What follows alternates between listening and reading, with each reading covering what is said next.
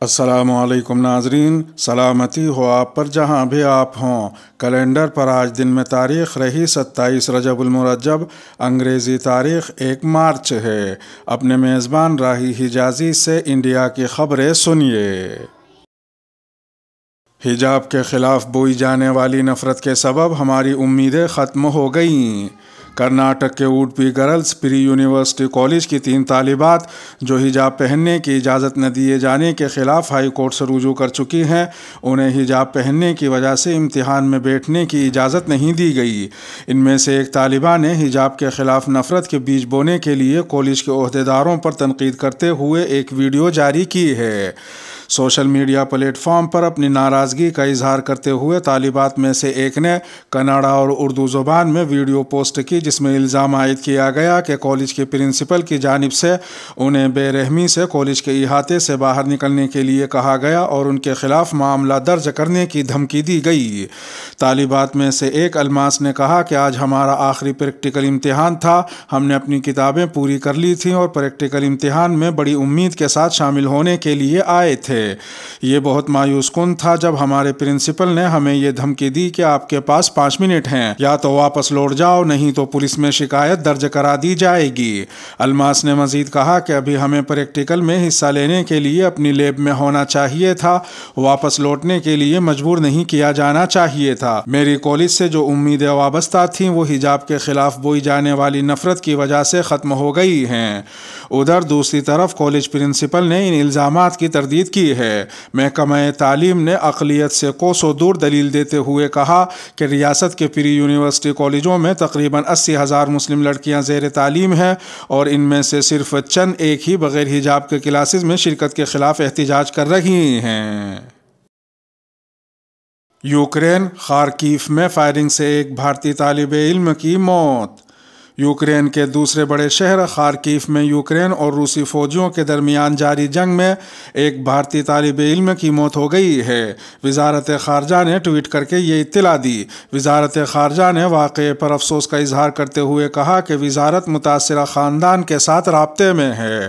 منگل کو روس نے خارکیف شہر میں فائرنگ تیز کر دی اور بعض مقامات پر میزائل حملے بھی کیے گئے ہیں۔ اس کے علاوہ یوکرین کے دارالحکومت کیف میں بھی حالات خراب ہوتے جا رہے ہیں۔ بتا دیں کہ تقریباً 16,000 بھارتی طلبہ اور شہری اب بھی یوکرین میں پھنسے ہوئے ہیں۔ گزشتہ چند دنوں میں اگرچہ بھارتیوں کو کچھ طیاروں سے گھر لایا گیا ہے، لیکن اس کے باوجود وہاں پھنسے طلبہ ویڈیوز جاری کرتے ہوئے انہیں وہاں سے نکالنے کی فریاد کر رہے ہیں۔ ادھر دوسری جانب دہلی کے وزیر اعلیٰ اروند کیجریوال نے یوکرین میں پھنسے سبھی بھارتیوں کو ہر ممکن مدد دیتے ہوئے جلد از جلد وطن لانے کے لیے مرکزی حکومت سے اپیل کی ہے۔ وزیر اعلیٰ اروند کیجریوال نے ٹویٹ کر کے منگل کو کہا، یوکرین میں بگڑتے حالات کے درمیان بھارتی طلبہ سمیت دیگر بھارتی بھی مشکل حالات کا سامنا کر رہے ہیں۔ بھارتی حکومت سے اپیل ہے کہ یوکرین میں پھنسے سبھی بھارتیوں کو ہر ممکن مدد دیتے ہوئے جلد از جلد بھارت واپس لائیں۔ انہوں نے یہ بھی کہا کہ دہلی حکومت ہر طرح سے تعاون کے لیے مرکزی حکومت کے ساتھ کھڑی ہے۔ دوسری جانب مرکزی وزیر گری راج سنگھ کا کہنا ہے کہ بہت سے پاکستانی طلبہ بھارتی جھنڈا استعمال کرتے ہوئے وہاں سے نکلنے کی کوشش کر رہے ہیں۔ گری راج سنگھ نے یوکرین میں پھنسے طلبہ و طالبات پر بات کرتے ہوئے کہا کہ آپ کو معلوم ہوگا کہ پاکستان کے طلبہ بھارت کا جھنڈا لے کر فرضی طریقے سے گھس گئے تھے، یعنی پاکستان نے اپنے طلبہ کو وہاں مرنے کے لیے چھوڑ دیا، انہیں بھارت کے جھنڈے پر بھروسہ تھا۔ گری راج سنگھ کے اس بیان پر سوشل میڈیا میں تنقید کی جا رہی ہے۔ ادھر دوسری جانب خبر رساں ایجنسی ANI نے ذرائع کے حوالے سے خبر دی ہے کہ وزیر اعظم نریندر مودی نے یوکرین سے بھارتی شہریوں کے انخلاء کی جاری کوششوں کو تیز کرنے کے لیے بھارتی فضائیہ کا تعاون طلب کیا ہے۔ بھارتی فضائیہ کی طرف سے آج کئی طیارے تعینات کرنے کا امکان ہے۔ کھیل تو اب شروع ہوا ہے، ED کی کارروائی پر شیو سینا لیڈر سنجے راوت کا بیان۔ شیو سینا رکن پارلیمنٹ سنجے راوت نے ED کی کارروائی پر مرکز کی مودی حکومت کو تنقید کا نشانہ بناتے ہوئے کہا کہ کھیل اب شروع ہوا ہے۔ سنجے راوت نے پیر کے روز ٹویٹ کر کے کہا کہ آج وزیر اعظم کے دفتر کے سامنے ثبوت پیش کیے کیسے مرکزی ایجنسیاں کچھ لوگوں کے خلاف طاقت کا غلط استعمال کر رہی ہیں۔ سنجے راوت نے یہ بھی کہا کہ زیادہ جانکاری شیئر کرنے کے لیے جلد ہی ایک پریس کانفرنس کی جائے گی۔ واضح رہے کہ نواب ملک کے گھر پر چھاپہ مارنے سے قبل شیو शिवसेना लीडरों के घर और ठिकानों पर छापामारी को लेकर संजय रावत ने कहा था कि मुझे लगता है कि सिर्फ महाराष्ट्र में आमदनी और टैक्स है और बीजेपी हुक्मरान रियासतों में कोई आमदनी और टैक्स नहीं है। म्यूनिसिपल कॉरपोरेशन इंतखाब यहाँ है, इसलिए मरकजी एजेंसियों के पास सिर्फ महाराष्ट्र और मगरबी बंगाल में काम है, बकिया भारत में कोई काम नहीं है। संजय रावत ने नायब सदर वेंकैया नायडू के साथ साथ राहुल गांधी, शरद पवार समेत कई लीडरों को खत लिखा है। अपने खत में शिवसेना लीडर ने इस बात का तज़किरा किया है कि कुछ वक्त पहले कुछ लोगों ने उनसे महाराष्ट्र हुकूमत को गिराने के लिए राब्ता किया था ताकि महाराष्ट्र में वस्त मुद्दती इंतखाबात हो सके, जिस पर संजय रावत ने उन्हें साफ इनकार कर दिया था। उधर दूसरी जानिब महाराष्ट्र के वजीर और एनसीपी लीडर नवाब मलिक, जिन्हें 25 फरवरी को पेट में दर्द की शिकायत के बाद मुंबई के सरकारी जेजे हॉस्पिटल में दाखिल किया गया था, आज सुबह हॉस्पिटल से डिस्चार्ज कर दिया गया है। हॉस्पिटल से उन्हें दफ्तर ले जाया गया, जहां उन्हें मनी लॉन्ड्रिंग मामलात की समाअत करने वाली खुसूसी अदालत ने 3 मार्च तक ईडी की हिरासत में रखे जाने का हुक्म जारी किया। आवाम की तकलीफ से हुकूमत को कोई मतलब नहीं है। कांग्रेस ने कहा है कि 5 रियासतों में असम्बली इंतखाबात के आखिरी दौर से पहले ही हुकूमत ने एलपीजी सिलेंडर और दूध की कीमतों में इजाफा करके आम आवाम के तईं बेहिसी का मुजाहरा किया है, लेकिन कांग्रेस पार्टी इसके खिलाफ तहरीक चलाकर आवाम को महंगाई से निजात दिलाएगी। राहुल गांधी ने मंगल को ट्वीट कर कहा कि एलपीजी की कीमत एक बार फिर बढ़ाकर मोदी हुकूमत ने एक बार फिर साफ कर दिया है कि उसे आम लोगों की तकालीफ से कोई लेना देना नहीं है। आज एलपीजी, कल पेट्रोल डीजल। उधर दूसरी जानिब कांग्रेस की तर्जमान अलका लांबा ने पार्टी हेडक्वार्टर में मीडिया से कहा कि बीजेपी का मकसद सिर्फ इलेक्शन जीतना रहता है और इसे आवाम की हालत जार की कोई परवाह नहीं होती। इलेक्शन शुरू होने से पहले उसने पेट्रोलियम मसनूआत की कीमतों में कमी की, लेकिन इलेक्शन खत्म होते ही एलपीजी सिलेंडर की कीमत बढ़ा दी। वाज़ेह रहे कि छोटे और बड़े दोनों साइज के कमर्शियल गैस सिलेंडर की कीमत में इजाफा हुआ है।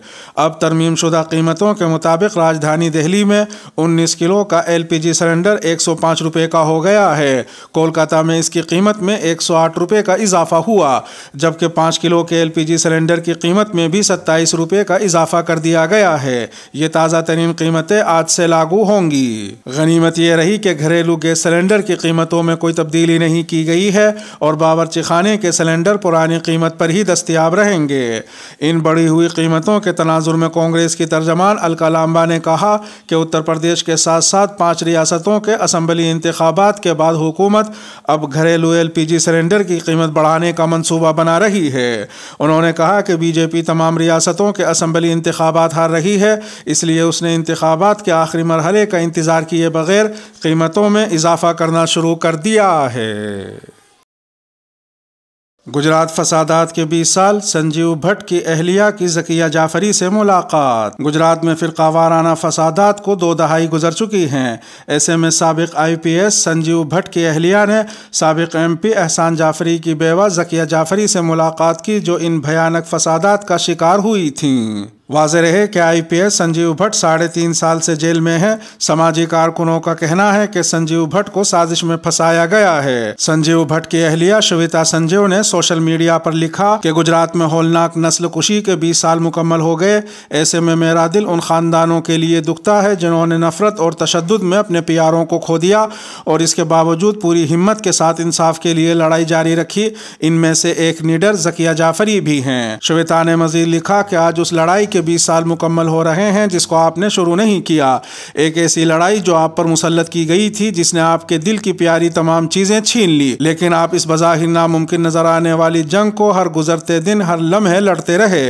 श्वेता ने यह भी लिखा कि मैं तसव्वुर भी नहीं कर सकती कि आप किस मरहले से गुजरी हैं और आपने क्या क्या बर्दाश्त किया है। जिस वक़ार और हिम्मत के साथ आप अनथक लड़ रही हैं, वो बहुत से लोगों के लिए रास्ता और अंधेरों में रोशनी का बाइस है।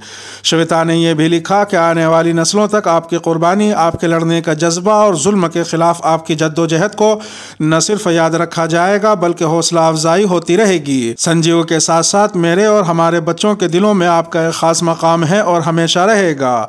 एक बीवी अपने शोहर के लिए लड़ रही है, हम जीतेंगे, ये मेरा ईमान और दुआ है। हम हमेशा आपके साथ हैं और रहेंगे। दिल्ली वक्फ बोर्ड के अइम्मा की हालत जार, अपनी तनख्वाहों के मुतालबे के लिए वक्फ बोर्ड के बाहर धरना देने पर मजबूर।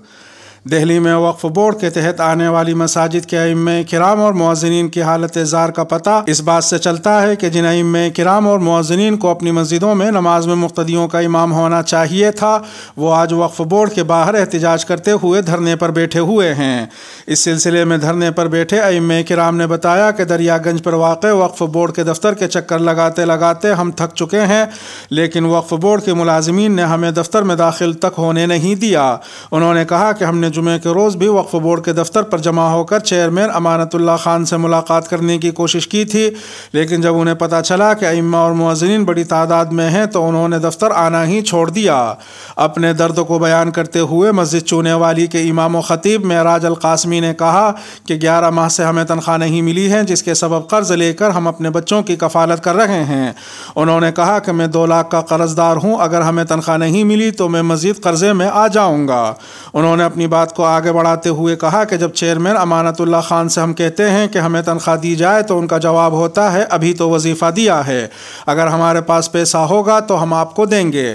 معراج القاسمی نے کہا کہ کورٹ کے آرڈر کے حساب سے ہمیں وظیفہ نہیں بلکہ تنخواہ دی جاتی ہے۔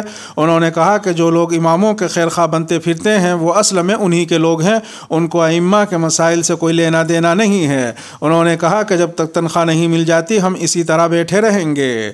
اس معاملے پر دہلی پردیش کانگریس کمیٹی کے نائب صدر علی مہدی نے کہا کہ ہم نے دہلی کے وزیر اعلیٰ اروند کیجریوال سے اس مسئلے پر ملاقات کرنے کی کوشش کی اور لیٹر بھی دیا، لیکن وزیر اعلیٰ پورے بھارت میں گھومتے رہتے ہیں مگر ہم سے ملاقات کرنے کا ان کے پاس وقت نہیں ہے۔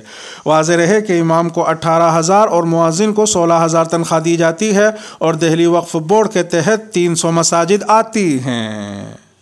اس کے ساتھ ہی انڈیا کی خبروں کا اختتام ہوا۔ ویڈیو کو آخر تک ملاحظہ فرمانے پر شکریہ، اور اگر عالمی خبروں والی ویڈیو آپ کی نظر سے نہ گزری ہو تو وہ ویڈیو آپ کی اسکرین پر نمودار ہو رہی ہوگی، تھم نیل پر ٹچ کر آج کی عالمی خبریں بھی سن سکتے ہیں۔ اپنے میزبان راہی حجازی کو اب دیجیے اجازت، سلامتی ہو آپ پر جہاں بھی آپ ہوں۔